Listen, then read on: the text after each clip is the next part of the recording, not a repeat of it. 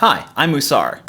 At the end of last year, I took Andrew Huang's 30-day course on Monthly, now called Studio, and to be honest, I thought it was pretty decent. Here's the TLDW. I'm not sure it's worth the listed price. I paid a little under $300 US, and in my opinion, there's a sweet spot of experience that you need to have before enrolling if you want to get the most out of it, but it includes a lot of useful information as well as some inaccuracies. I'll elaborate more on my review at the end of this video. Here's a timestamp if you're only interested in that, but for everyone else, let's get started. If you're watching this video, it's highly likely you already know who Andrew Huang is, but just in case, Andrew is a Canadian musician and YouTuber who's been posting video on the platform for over a decade. He's got over 2 million subscribers and is, in my opinion, a very talented artist that excels at a number of genres and is competent with pretty much every style of music you can think of. The majority of his content these days involves reviews and promotion of synthesizers and other music hardware, as well as educational content that generally revolves around getting artists to write and, more importantly, finish more music. In 2019, Andrew partnered with the educational platform Monthly, which, as I said before, recently rebranded to Studio. Studio seems to be a competitor to Masterclass,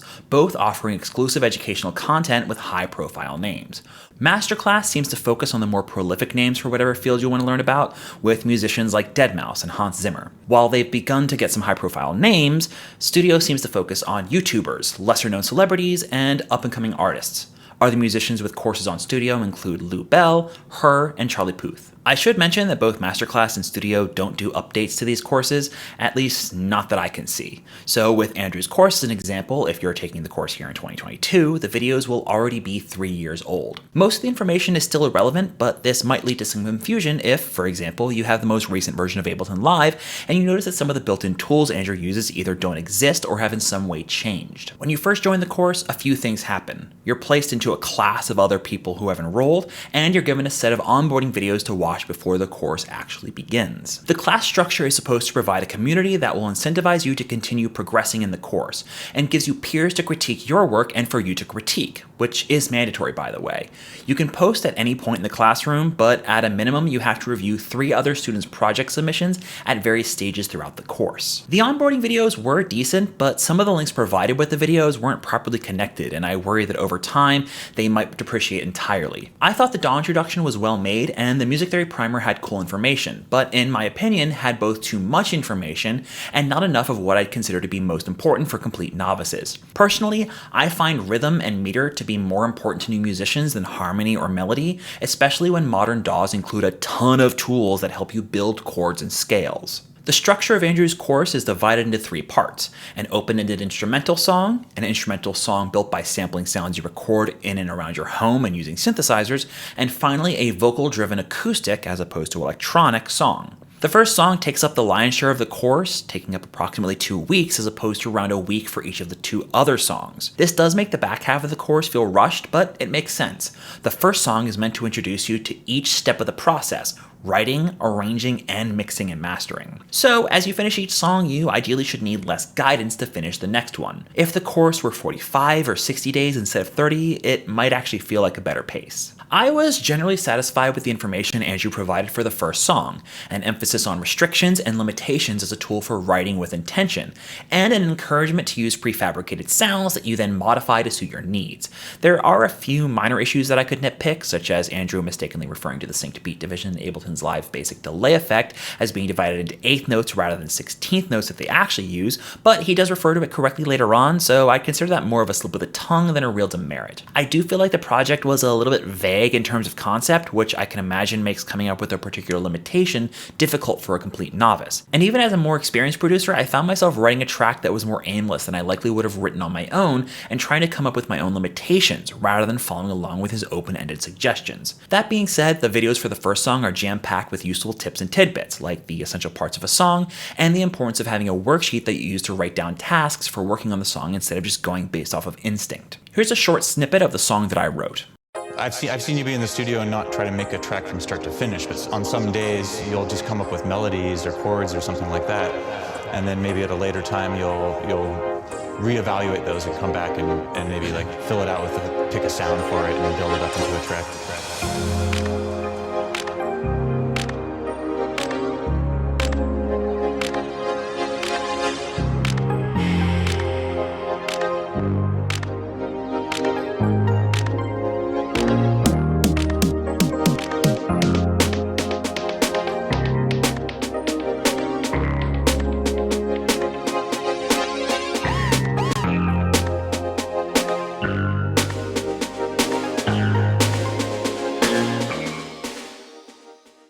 second song was probably my personal favorite to work on, and I believe that's because the concept is inherently very restrictive.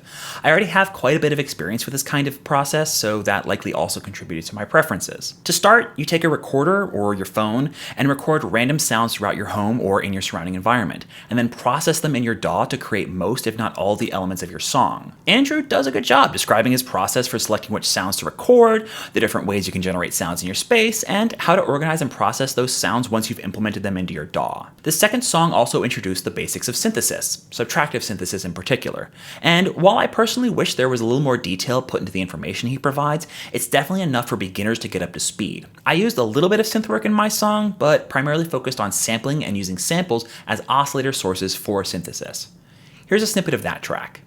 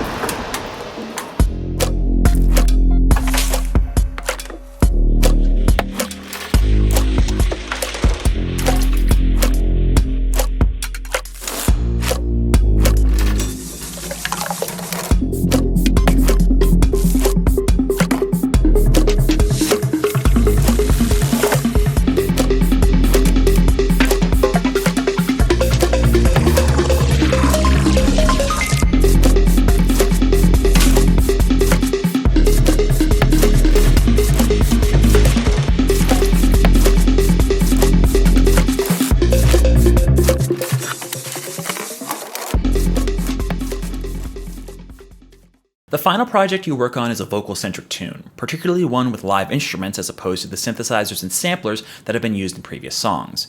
The process focused on songwriting as a separate process from production, whereas in the electronic and instrumental tracks, the two tended to blur together quite a bit. I found this to be a useful concept, both for isolating out the idea of writing a song and for budding producers who need to learn how to take a song that someone else has written and produce it into a complete track. I'm definitely a producer first and a songwriter second, so I feel as though I got a lot of good information from this. I ended up writing a screamo metalcore style track, and while I'm not completely incapable of playing guitar, I definitely cheated a bit and used samplers for my rhythm guitars, bass, and drums. I wish that the course had just one more week or even a few more days, because the ending of this project was rushed to meet the deadline, but here's a snippet of what it sounds like.